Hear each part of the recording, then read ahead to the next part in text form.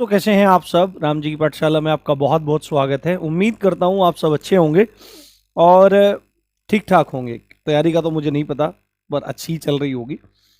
दोस्तों, यूपीएसआई के मुद्दे पर आज हम लोग बहुत दिनों बाद बात कर रहे हैं और विशेषकर 9534 भर्ती पर भी कुछ बात करेंगे, क्योंकि एक बहुत लंबा समय हो गया है 9534 भर्ती पर बात किए हुए। पर उससे पहले आज की इस वीडियो में हम लोग नई जो यूपीएसआई की भर्ती है उस पर चर्चा करेंगे। अब आप में से बहुत सारे विद्वज्जन ये कह सकते हैं कि अभी तो पुरानी नहीं निपटी, ये हो रहा है वो हो रहा है और नई कहाँ से आ जाएगी। तो आपको मैं एक बात ये स्पष्ट कर दूं कि आप सबको पता है 2024 में लोकसभा के चुनाव हैं और चुनाव जब आते हैं तो आप और हम लोगों को एक झुंझुना दिया जाता है जिसको हमको बजाना होता है।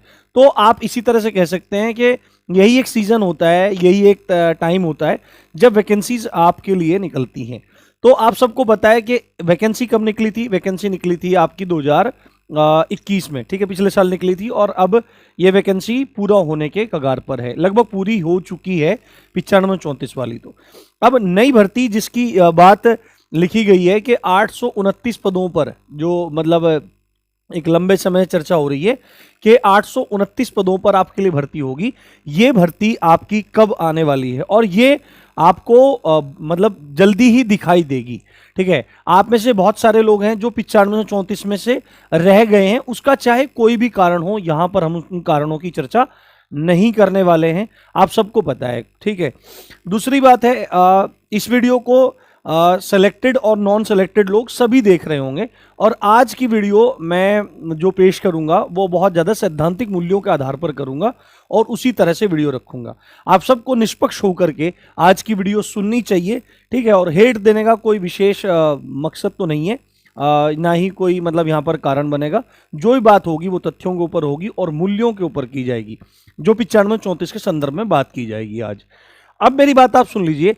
पहली बात, इन दो तीन चीजों की चर्चा कर लेते हैं आप कि नई भर्ती जो है वो बहुत जल्द आपको देखने को मिलेगी, बहुत जल्द देखने को मिलेगी। इसका मतलब ये नहीं है कि हम यहाँ पे मैं कोई महीना प्रिडिक्ट करने वाला हूँ या कुछ करने वाला हूँ। इस साल, ये साल तो आपका चला गया है, तो अगले साल ही आपको ये भर्ती देखने को मिलेगी। और इस भर्ती से पहले, यूपीएसआई की भर्ती से पहले आपको यूपी कांस्टेबल की भर्ती देखने के लिए मिलेगी और यूपी कांस्टेबल की भर्ती के बाद जो दोबारा से नंबर निकलेगा वो यूपीएसआई का होगा। ये भर्ती आ तो जाएगी, इतना तो आप समझ लीजिए, ये भर्ती आ तो जाएगी, पर ये 2024 के चुनाव के बाद ही कंप्लीट होगी, जहां तक मुझे अनुमान है। क्योंकि ऐसा हुआ नहीं है कि आपके फॉर्म निकलेंगे और उससे पहले ही आपकी भर्ती हो जाएगी। क्यों? अभी आप पूरा इसलिए नहीं होगा क्योंकि 9534 भर्ती जो पूरा होने की तरफ है, जिसके शायद ज्वाइनिंग के लेटर भी वायरल होने लगे हैं पीएससी के, उस पूरे के पूरे बैच को कंप्लीट करवाया जाएगा। 9500 बच्चे उसमें हैं, 9000 के आसपास बच्चे उसमें हैं, तो उस चीज को कंप्लीट करवाया जाएगा, तब आपकी भर्ती का नंबर आएगा। उससे पहले इनको कांस्टेबल की भर्ती पूरी करनी है, वो बहुत सारी चीजें हैं। अब ये भर्ती जो है ये नेक्स्ट ईयर आपको देखने के लिए मिलेगी। पर आप कहोगे कि मास्टर जी भांग पी ली है क्या, अभी से क्यों बता रहे हो इसको, या तुमको कोर्स बेचने है, करना है? तो भाई आप बोलने के लिए तो कुछ भी बोल सकते हैं, पर इंपॉर्टेंट चीज ये है कि बहुत सारे बच्चे ऐसे होते हैं जो दरोगा बनने की चाह रखते हैं और कभी भी पिछली भर्ती में किन्हीं भी कारण से रह गए होंगे और अभी उनकी एज बची होगी, ठीक है, वो दोबारा से एक ट्राई करना चाहते हैं। तो ऐसे मौके जल्दी से नहीं मिलते। यूपीएसआई की भर्ती 5-5, 6-6 साल के गैप पे आती है, पर ये ऐसा पहली बार हो रहा है कि भाई आपकी भर्ती चाहे वो कम पदों पर ही, पर आपको देखने के लिए मिलेगी। और क्योंकि कम पद रहेंगे तो कंपटीशन बहुत भयंकर होने वाला है। इस चीज के लिए एक सीरियस कैंडिडेट को पहले से तैयार रहना चाहिए। उसके अल्टीमेटम के लिए ये वीडियो आप लोगों के समक्ष पेश की जा रही है। तो आप सब लोगों को समझना चाहिए कि नेक्स्ट ईयर अगर आप देखें तो जहां तक मैं मानता हूं कि अगले साल के मध्य तक, मिड 2023 तक ये वीडियो मतलब भर्ती आपको देखने के लिए मिलेगी। अब बात करें कुल पदों की संख्या कि सर आप तो 829 पद बता रहे हो, तो आपको मैं एक बात बताता हूं। यहां पर कुल पदों की संख्या का डिस्कशन करने से पहले आपको बताता हूं, जो 9534 भर्ती है इसमें से कुछ पद खाली चले जाएंगे, इसमें से कुछ पद खाली चले जाएंगे। उनकी संख्या कितनी होने वाली है उसका भी डिस्कशन कर रहे हैं। आप सबको पता है कि 9534 पदों पर बच्चों का सिलेक्शन फाइनल एक लिस्ट आ गई थी। वो लिस्ट आने के बाद क्या हुआ, मेडिकल के लिए भेजा गया है। सामान्यतः क्या रहता है कि यूपी पुलिस में जो बच्चे सेलेक्ट हो जाते हैं मेडिकल में, उनमें छुट-पुट 1 2 4 ही बाहर होते हैं जो मेजर या सीवियर केस जिनके होते हैं। परंतु इस बार यूपीएसआई का मेडिकल इतना जबरदस्त लिया गया। पहले क्या होता था कि जो प्राइवेट पार्ट्स हैं, ठीक है, यानी कि जो आपका हाइड्रोसील चेक करना या पाइल्स चेक करना या फिशर चेक करना, ये सब चीजें पहले यूपीएसआई में, यूपी पुलिस में होती नहीं थी। ये जैसे सीपीओ में होती थी, सीएपीएफ में होती थी। इस बार उसी लेवल का मेडिकल एग्जामिनेशन कंडक्ट करवाया गया है यूपी पुलिस द्वारा, ठीक है। तो इस बार इतना तगड़ा मतलब हुआ, वाराणसी में सबसे तगड़ा हुआ।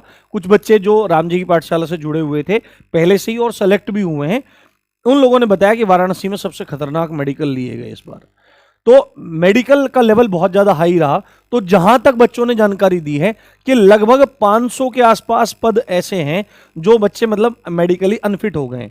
वो मेडिकली अनफिट हो गए तो 500 के आसपास अगर आप पद मानेंगे तो 9000 बच्चे फाइनली सेलेक्ट होंगे, 500 के आसपास पद खाली हो जाएंगे। तो 829 पद। अब बात कर लेते हैं कुल पदों की संख्या। तो कुल पदों की संख्या कितनी रह जाएगी? 829 पद ये हो गए आपके और 500 पद ये हो गए। अगर इनको मिला लिया जाए तो कितने हो गए? 1329 पद ये हो गए। और जब तक ये भर्ती आएगी संभवतः कुछ लोगों का प्रमोशन हो जाएगा, कुछ लोग रिटायर हो जाएंगे।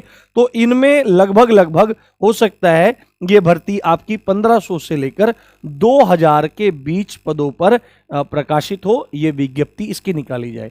तो आपको मान के चलना है कि 1500 से 2000 पदों पर आपके लिए दरोगा के भर्ती सामने देखने के लिए मिलेगी। आप समझ सकते हैं कि 95 से 34 भर्ती में कट ऑफ कितना हाई गया है। तो आपको हर तरीके से तैयार रहना है 1500 या 2000 की आने वाली यूपीएसआई की भर्ती के लिए। आप मूल विधि संविधान पढ़ना चाहते हैं, मैं कह के थक गया था भाई पढ़ लो पढ़ लो पढ़ लो। सब लोग बोल रहे थे अरे कहीं नहीं आता, ये होता है वो होता है, पर जिन लोगों ने पढ़ा उनको लाभ भी हुआ और उनसे अगर कभी मौका होगा तो मैं आपको मिलवाऊंगा भी जरूर, ठीक है। तो आपको मूल विधि संविधान की फ्री प्लेलिस्ट बनी हुई है, आप जाके पढ़ लीजिए। जब भर्ती आएगी मैं तब भी पढ़ाऊंगा, कोई दिक्कत नहीं है। बस एक जरूरी चीज ये है कि आप लोग पढ़ते रहिए, ठीक है। हिंदी जो है मैं आपको बताऊं, हिंदी अभी एसएससी जीडी के लिए मैं चालू करने वाला हूं और एक अलग से कोर्स भी हम लोग पूरा चालू कर रहे हैं। तो आप वो कोर्स देखिए, आपकी हिंदी बहुत बेहतर हो जाएगी, आप फुल आउट ऑफ फुल मारेंगे। यदि आप चैनल पर पहली बार आए हैं और मुझे देख रहे हैं तो सब्सक्राइब भी करना आपको बिल्कुल नहीं भूलना है, ये बात आपको दिमाग में डाल लेनी है। अब बात करते हैं 95 से 34 भर्ती में आगे क्या हो रहा है। देखो अब थोड़ा सा बोलना चाह रहा हूं मैं, ठीक है, कुछ बोलना चाह रहा हूं। हो सकता है कि कुछ लोगों को ये चीजें बुरी लग जाए। आप में से बहुत सारे सेलेक्टेड कैंडिडेट ऐसे थे जो राम जी की पाठशाला जुड़े हुए थे, जो जेन्यून हैं, बिल्कुल मेहनती बच्चे हैं। और मैं हमेशा मतलब मेहनती बच्चों का हमेशा आदर करता आया हूं, इसमें कोई दो राय नहीं है, सबको ये बात पता है। हर वीडियो में जो मैंने वीडियो बनाई उसमें हमेशा से चीजें बोली हैं, ठीक है। अब ये मुझे भी पता है, ये आपको भी पता है कि भर्ती में पारदर्शिता की कमी है और इसमें हो सकता है कि बच्चे हों 1000 हो, 2000 हो, 200 हो, 400 हो, 500 हो, 5000 हो, कितने हो, ये किसी को चीजें नहीं पता है। जो मतलब अनफेयर मीन्स से इसमें एंट्री लिए हैं, ठीक है, अधिक भी हो सकती है संख्या। मैंने लास्ट वीडियो बनाई थी तो उसमें क्या हुआ कि मैंने मेरे मुख से निकला कि भाई इसमें अधिकतम बच्चे कैसे हैं, कैसे हो सकते हैं कि गड़बड़ वाले हो सकते हैं, ये मैंने बोला। तो उसमें से बहुत सारे जो सिलेक्टेड कैंडिडेट थे जो मतलब राम जी पाठशाला पढ़े हुए थे, वो बोले तुमने हमको 15 लाख वाला बोल दिया, ये कर दिया। पहली बात तो अभी के सिवाय जो मैं बात कर रहा हूं, मैंने आज तक किसी को 15 लाख वाला नहीं बोला है, ठीक है। दूसरी बात है, अब बात करें कि कुछ लोग जो कोर्ट केस लड़ भी रहे थे, वो कोर्ट केस लड़ रहे थे, उनमें से एक बंदे हैं, नाम नहीं लूंगा, उन्होंने मुझे कमेंट भी किया था कि भाई तुमने धरती पे किया ही क्या है आके। देखो मैं भाई एक टीचर हूं, सब सच्ची बात बताता हूं, बहुत सामान्य परिवेश से आता हूं, कोर्ट कचहरी की बिल्कुल भी समझ नहीं है मुझे। जहां तक मुझे लगा, जहां तक होना चाहिए था और जो चीज सही थी वो चीज मैंने कही और आज भी मैं उस पर स्पष्ट रूप से खड़ा हूं। क्या बात है कि जब पता लगा कि भर्ती में मतलब पारदर्शिता की कमी है, अपारदर्शिता है, कुछ गड़बड़ होने के चांसेस हैं और बड़े स्तर पर भी वो चीज होने के प्रमाण या संकेत दिखाई दे रहे हैं, ऐसी स्थिति में सब लोगों ने एकजुट होकर आवाज उठाई थी कि भाई इसकी एक बार जांच होनी चाहिए, इसकी एक बार जांच होनी चाहिए। मैंने हमेशा से जांच का समर्थन किया, परंतु धीरे धीरे वो जांच वाली बात जो है वो धीरे धीरे री एग्जाम के मोड में मतलब चेंज हो गई। अब री एग्जाम का मामला देखो मेरी तो समझ में बिल्कुल भी नहीं आ रहा था। मैं आपको एक बात बताता हूं, सबसे पहले अगर आप किसी एग्जाम की जांच की मांग करोगे तो जांच की मांग जो होगी वो एक जेन्युइन मांग लगेगी बिल्कुल, कि हाँ भाई हो सकता है, भाई दिखाई भी दे रहा है, लोग पकड़े भी जा रहे हैं, एक जांच की मांग है। परंतु जब री एग्जाम की मांग करेंगे तो अब देखो, भर्ती में यदि गड़बड़ है ना, भर्ती में गड़बड़ है तो लिप्त कौन होगा? सब लोग लिप्त होंगे, अधिकारी इत्यादि सब लोग लिप्त होंगे। और जैसे ही आप लोग री एग्जाम की मांग करेंगे तो अधिकारी सीधे जो हुक्मरान हैं, जो मुख्यमंत्री हैं, जो करता धरता है, उस व्यक्ति को बोल देंगे कि फेल कैंडिडेट हैं, हमेशा ऐसे ही होता है, भर्ती में ऐसे ही होता है, वो हो गया। आप लोगों ने कोर्ट केस किया, कोर्ट केस के बारे में देखो मेरे को कुछ भी जानकारी नहीं है, ना तो कोर्ट कचहरी की जानकारी है, ना ही कोर्ट केस की जानकारी है।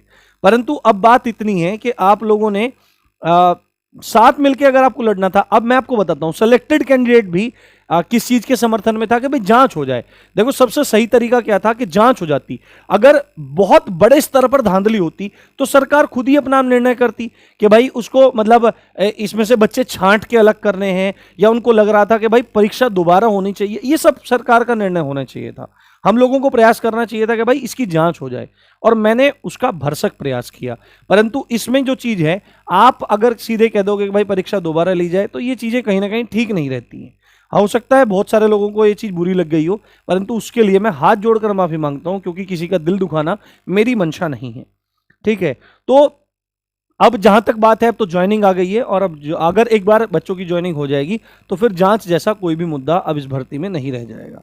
तो मेन चीज ये है कि अब इन चीजों को ना किया जाए, जो भी आपको करना है आप करते रहें, कोई भी बात आपको करनी है, ठीक है। और मेरा कहना है कि आप फिर अब अगली भर्ती की तैयारी आप लोग कीजिए, जैसी और आपकी जैसी इच्छा, जैसा आप समझना चाहें। मैंने अपना पक्ष रखा, जांच की बात है, और ऐसा नहीं है कि भाई अभी मतलब कुछ हो जाएगा या कुछ प्रॉब्लम हो जाएगी, क्योंकि मुझे जहां तक सुनने में आ रहा है कि जो लोग कोर्ट केस आपस में मतलब लड़ रहे हैं, वो क्या काम कर रहे हैं, वो लोग आपस में ही लड़ रहे हैं, वो उनका आपस में ही है। मैंने सुना था कि मतलब एक केस चल रहा था, उसमें जांच आने का कुछ था, मुझे रिट्वीट का भी नहीं कुछ पता, पर मुझे इतना पता लगा था कि उसमें मतलब कुछ हो सकता है, जांच के आदेश आ सकते हैं। परंतु अब मुझे नहीं पता कि उसकी मतलब हियरिंग भी हुई है कि नहीं हुई है। अब भगवान जाने क्या हो रहा है क्या नहीं हो रहा है। देखो भाई, मैं तो पढ़ा सकता हूँ और मेरा इतना ही मतलब दायरा है, उससे आगे मैं चीज़ें जानता नहीं हूँ। इकोनॉमिक की स्थिति अगर आप कहें कि भाई आप मेरे को इतने 1000 रुपये दो केस लड़ने के लिए, उतना लो, तो भाई देखो मैं फ्री पढ़ाता हूँ, मेरा कोई पेड कोर्स नहीं है जिससे मैंने लाखों करोड़ों रुपए बनाए हों और मैं आपको दे सकूँ। मैं बहुत सामान्य व्यक्ति हूँ और बहुत सामान्य तरीके से अपना जीवन यापन करता हूँ, सादगी से। तो अगर आप कहो मेरे को 10,000, 20,000, 30,000, 50,000 दे दो कोर्ट केसेस लड़ने के लिए, उसके लिए वहाँ आ जाओ, ना ही तो मेरे पास मोटरसाइकिल है, मैं सच्ची बात बताता हूँ आपको, ना मोटरसाइकिल है, ना कार है, ना घर है, ठीक है, कुछ भी नहीं है मेरे पास। आप कुछ भी सर्च करा लो, कितनी जांच करा लो, बहुत सामान्य व्यक्ति, खा पी के, और बस एक पढ़ाने की इच्छा है गरीब से गरीब व्यक्ति का, ठीक है। जहां तक हुआ प्रयास भी किया, पर नहीं हो पाया, तो मैं ही क्या कर सकता हूं भाई, मैं भी एक सामान्य व्यक्ति ही हूं। तो यही बात सब आपसे करनी थी। भर्ती के लिए आप लोग तैयार रहिए, जी जान लगा दीजिए, अपनी मंशा इतनी तकड़ी रखिए कि अगर आपकी किसी बात पे सुनवाई नहीं हो रही है तो आप इतनी तैयारी कीजिए कि भर्ती में कुछ भी हो जाए कि आपका सिलेक्शन फाइनली हो। तो इसी बात के साथ आप देख रहे थे राम जी की पाठशाला, मैं हूं राम भारद्वाज। जय हिंद, जय भारत।